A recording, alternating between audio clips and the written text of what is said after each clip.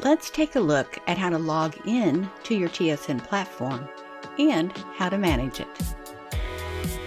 Open a browser and navigate to the address on the screen, or go to tsnvcs.com/business and click on the Go to TSN Platform button at the bottom of the website.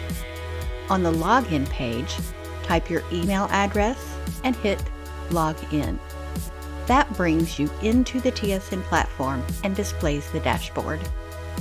To manage your account, select the user icon in the upper right corner. Then select your name. Your profile page shows all of your information, including your role, email address, and phone number.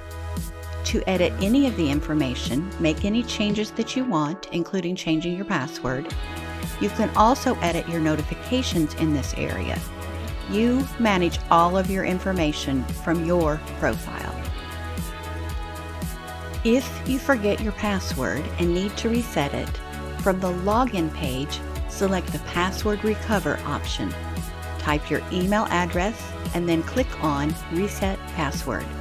TSN automatically sends a reset email to your inbox. Follow the link in the email message to create a new password.